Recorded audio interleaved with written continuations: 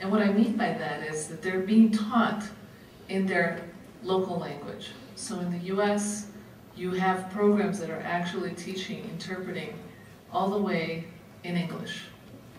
So they're teaching the issues about skills, they're teaching medical terminology, they're teaching all their subjects in the local language. And interpreters that speak any language can attend those programs. So it creates a huge access to the educational program. And you can have interpreters that speak many different languages attending the program. Now there's a huge weakness for this, and the weakness is that it's not linguistically rich. And when you're talking about teaching simultaneous interpreting or sight translation, any interpreter's skills, you really have to toggle between the two languages so you can evaluate how the student is doing. The instructors need to speak the two languages, need to be in a homogeneous language group. So it becomes very difficult if you go through a program, you become an interpreter, but nobody's assessed your skills in the other language. They've only assessed your skills in English. So that's a true weakness of a language-neutral program.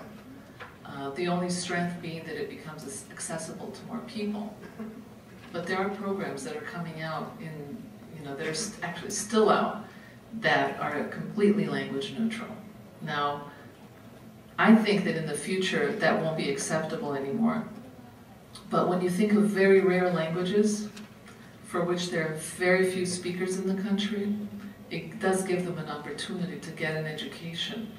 Otherwise they would never become a medical interpreter if they speak a language for which there is no instructor available in their language. So that's a big problem in interpreter education. The second one is very popular, and we call it the language-specific education. And that refers to education given by bilingual instructors working specifically on interpreting skills on both languages, doing exercises that go into the target language, into the local language, back and forth, with role plays, with discussions. I mean, that is what you call, linguistically appropriate training component to a program. And some of them are completely, from A to Z, they are bilingual. So, to give you an example, at Boston University, where I teach, there are classes from the very beginning, introductory classes, all the way to the end. The students all speak a particular language, and the instructors speak the same language pair. And the whole instruction, from the first day all the way to graduation, is given toggling back between the two languages. So it's a very rich experience. But because of the limitation, it's only offered in Portuguese, Spanish, Vietnamese, and Mandarin. So those are the 4 linguistic groups that are able to take those courses. If you speak any other language, and there are many languages that are needed, you can't go to that program. You really don't have any place to go. So again, those are the benefits and disadvantages. What we're seeing more and more happening is a combination of the two. So you have some courses that are language neutral because they're teaching knowledge-based classes, like the Code of Ethics or Standards of Practice, the roles of the interpreter, communication theory or translation theory. Those are classes that can actually be given in a local language. And then all the skills classes that have to be given in language-specific courses are given in language-specific courses with what we call language coaches. So a language coach is not an interpreter instructor. A language coach is a very experienced interpreter who has some teaching skills and is trained to help and assist the role plays in that language. So they become sort of assistants to the primary instructor. And those combinations are becoming more popular and are providing for a richer program that can accept students in more languages. So in one semester, there might be students, if there are more than 3 students in a particular language, they will hire a language coach to come in and teach the linguistic portion to those students. Now here's another duality in the interpreter education. There are really two models that we're seeing pop around the country. One is what I call the generalist model, and what that means is that interpreters are typically required to work in many settings. Depending on the language they speak, they might one day be in a courtroom and the next day be in a hospital, and the following day be in a business meeting. So for these interpreters, actually they might be much more desirous of going to a program where they can learn all these settings. And that's what we call, on the slide it says community interpreting. I think here you call them public services interpreting or general interpreting programs, where you're studying to be an interpreter. And then after you've learned your consecutive interpretation, sight, translation, all these skills, you actually start taking specialization courses, the terminologies specific to the settings you're going to work in, the cultural issues that relate to those settings. And so you might decide, well, I want to do medical and legal, or I want to do educational and medical, or I just want to do medical. But the student has the option of specializing in different fields. So that's what we call the generalist to specialist model.